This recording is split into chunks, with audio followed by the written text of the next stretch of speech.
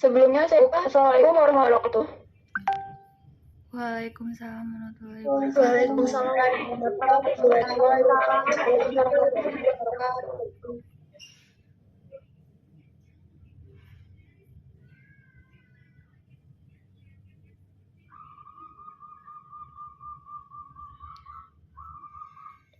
Di sini saya, moderator dari kelompok 2, akan mempresentasikan hasil kerja kelompok kami, yaitu teori politik dan negara.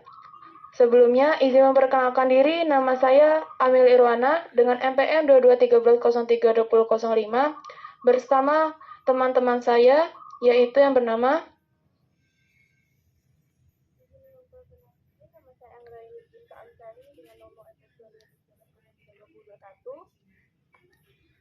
Izin memperkenalkan diri, nama saya Anggita Aprilia, NPM 2213032036. Perkenalkan, nama saya Suryati, 2213032035. Izin memperkenalkan diri, saya Novi Irmani Putri dengan NPM 2213032006.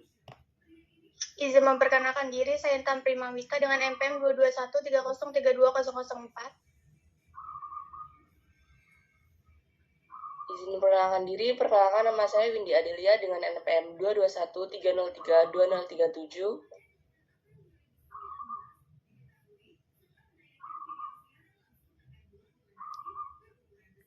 Baiklah, materi pertama akan dijelaskan oleh teman saya.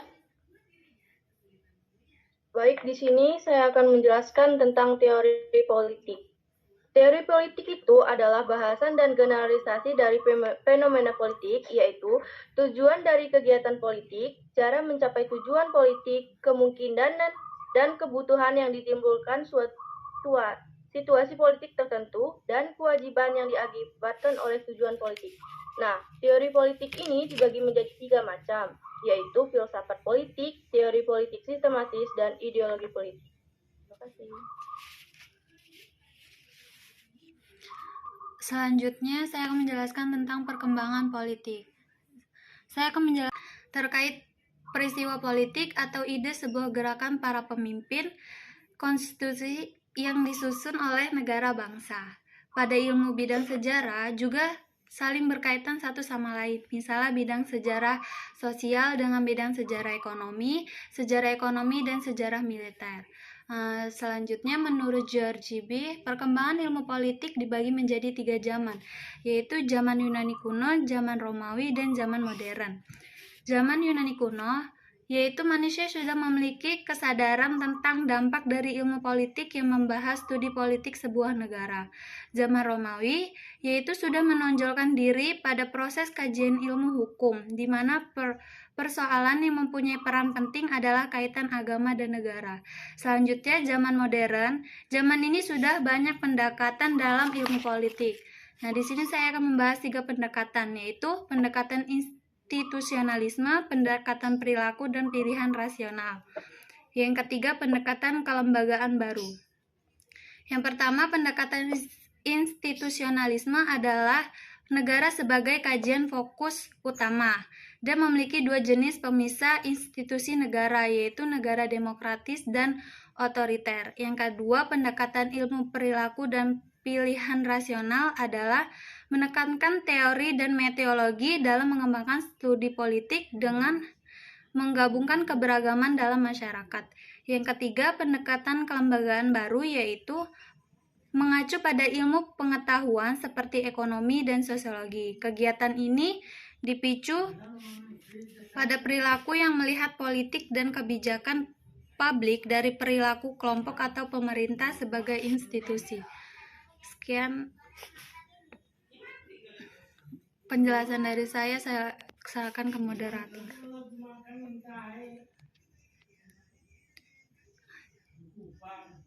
Baik, materi berikutnya akan dijelaskan oleh Intan.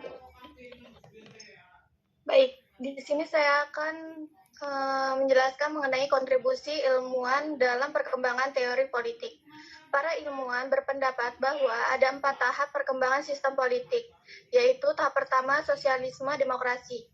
adalah filosofi politik yang menganjurkan demokrasi yang dilaksanakan bersamaan dengan kepemilikan sosial langsung atas produksi. Tahap kedua yaitu kapitalisme. Kapitalisme adalah sebuah mode produksi bertujuan untuk meraih keuntungan sebesar-besarnya dengan biaya produksi yang sekecil-kecilnya. Tahap ketiga yaitu neoliberalisme. Adalah lembaga sosial kenegaraan tumbuh secara evolusioner sesuai dengan kebutuhan waktu. Selanjutnya, syarat berdirinya negara. Dalam konteks hukum internasional, negara dimanifestasikan atau terbentuk oleh setidak-tidaknya unsur yang sebagaimana tertuang dalam Konvensi Montevideo tahun 1993 tentang hak dan kewajiban negara, yaitu adanya pemerintah yang berdaulat. Peran pemerintah adalah sebagai atau untuk mengatur dan memiliki kewenangan untuk membuat kesejahteraan, keamanan, maupun ketertiban warga negaranya. Yang kedua, adanya wilayah. Wilayah di sini adalah suatu tempat yang ditinggali suatu kelompok warga negara yang di dalam tempat tersebut terdapat potensi alam yang dapat dimanfaatkan, mulai dari darat, laut, maupun udara. Selanjutnya, adanya warga negara. Warga negara merupakan mereka yang menempati suatu wilayah dalam suatu negara dan mereka wajib menaati hukum yang dibuat oleh pemerintah tersebut. Selanjutnya, adanya pengakuan dari negara lain. Jika suatu negara kemerdekaannya belum diakui oleh negara lain, maka negara tersebut belum makmur. Selanjutnya, fungsi negara. Fungsi negara secara umum ada 4, yaitu melaksanakan ketertiban dan keamanan, meraih kemakmuran dan kesejahteraan, selanjutnya mempertahankan serta menegakkan keadilan. Sekian, terima kasih. Baik, materi berikutnya akan dibacakan oleh Windy.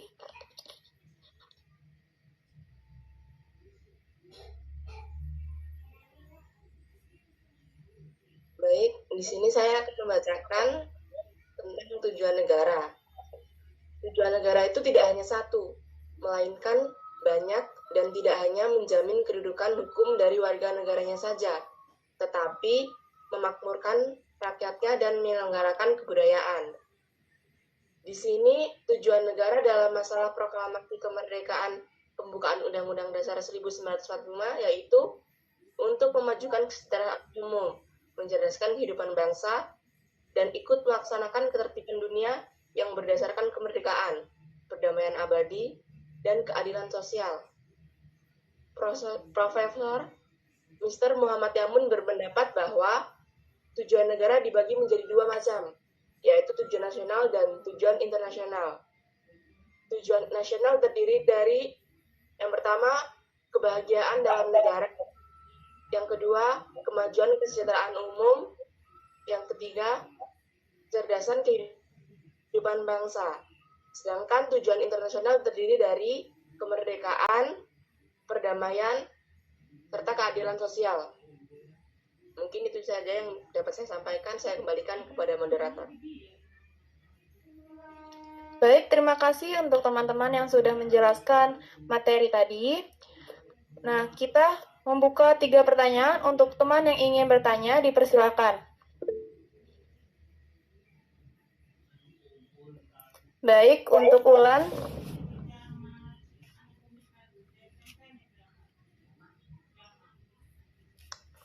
Baik.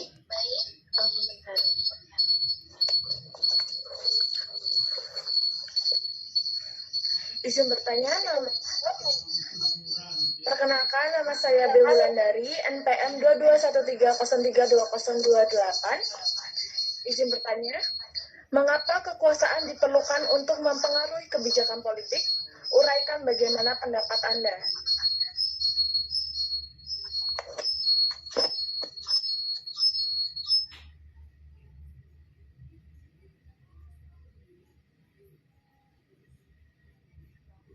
Baik, berikutnya MTOI.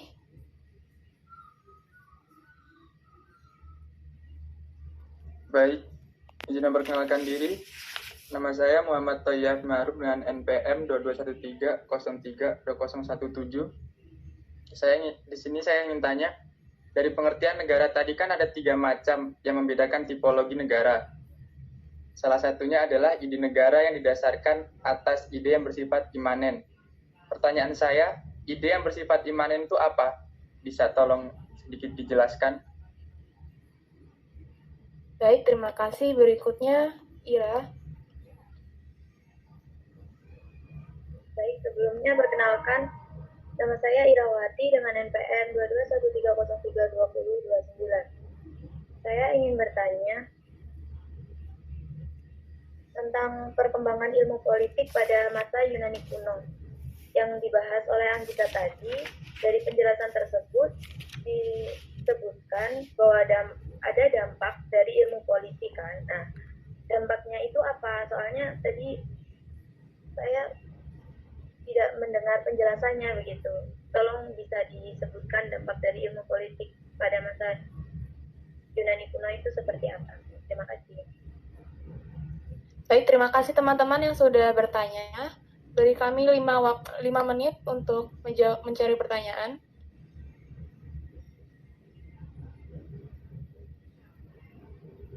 Pertanyaan dari Bebulan. Pertanyaannya, mengapa kekuasaan diperlukan untuk mempengaruhi kebijakan politik? Di sini saya berpendapat bahwa kekuasaan adalah wewenang yang paling utama yang harus dikuasai dan dimiliki oleh setiap politikus. Karena kekuasaan juga dapat mengubah kebijakan pemerintah yang ada. Kekuasaan juga harus jatuh ke tangan yang tepat agar masyarakat dapat sejahtera. Dan jika tidak, maka masyarakat akan bertindak dengan kekuasaan yang dimiliki oleh penguasa atau politikus. Sekian. Baik, terima kasih Windy yang sudah menjelaskan pertanyaan dari Ulan. Apakah bisa diterima oleh Ulan? Bisa. Bagi teman-teman yang ingin menyanggah atau menambahkan, dipersilakan. Baik, untuk Aisyah. Baik, terima kasih.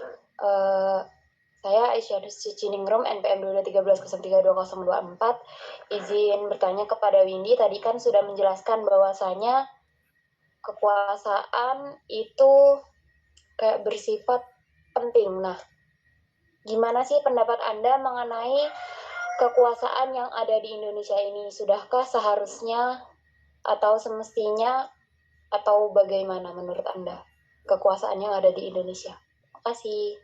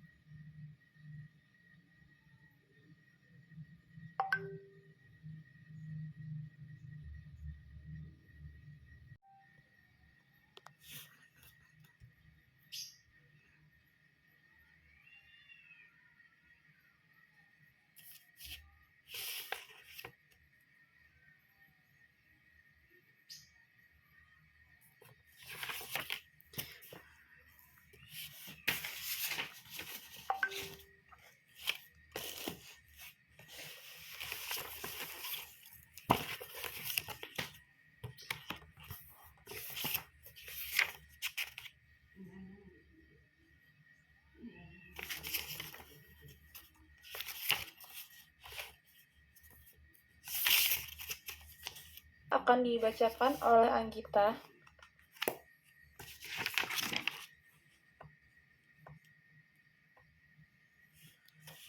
Jadi saya akan menjawab pertanyaan dari Ira. Pertanyaan dari Ira kan tadi dampak dari ilmu politik kan. Nah, saya akan menjelaskan dampak dari ilmu politik dari segi positif ya. Pengaruh positif atau dampak positif dari politik yaitu sebagai sarana untuk menyatukan segala macam kepentingan atau permasalahan yang ada di negara kan. Nah, contohnya yaitu aksi demonstrasi dengan baik dan tidak dengan merugikan orang lain atau dengan tindakan anarkis yang membuat berantakan,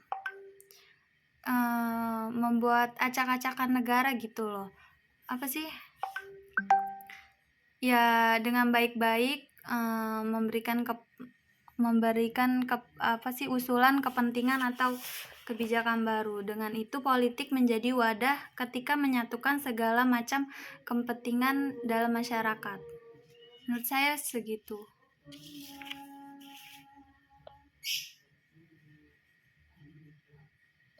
Baik, terima kasih Anggita sudah menjelaskan pertanyaan dari Ira. Apakah bisa diterima oleh Ira? Maaf, di sini suaranya kurang jelas. Jiwa saya kurang paham. Bisa tolong diulang dan suaranya agak dikeraskan begitu. Di sini kan dampak dari dampak dari ilmu politika. Nah, dampak positifnya itu yaitu sebagai sarana untuk menyalurkan atau menyatukan segala macam kepentingan yang ada. Contohnya itu aksi demonstrasi, tapi dengan cara baik, tidak dengan merugikan orang lain atau tindakan anarkis. Nah, dengan itu politik menjadi wadah ketika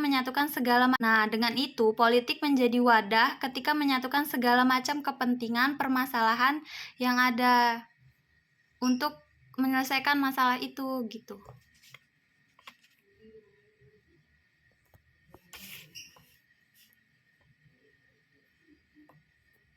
Maksudnya sih?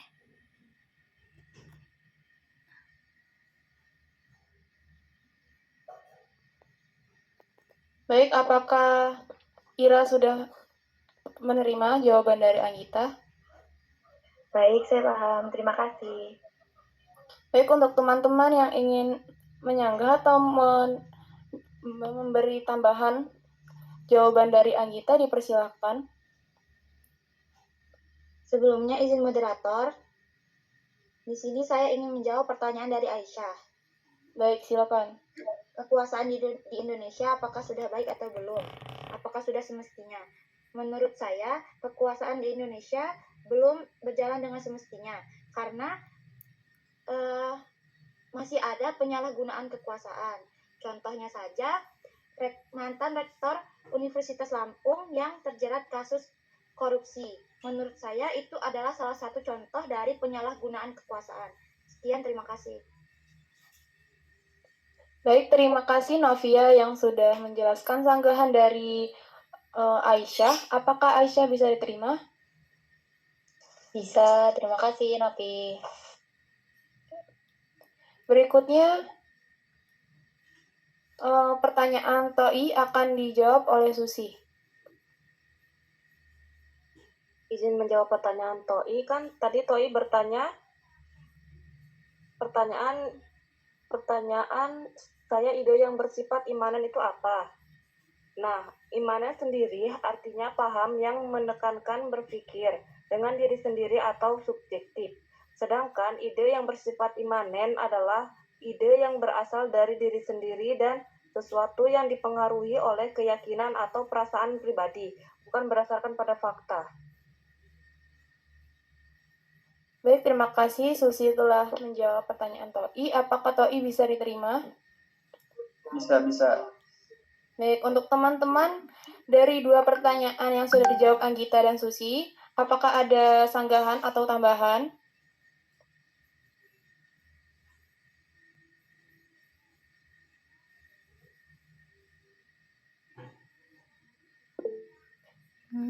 Cukup. Baik, mungkin itu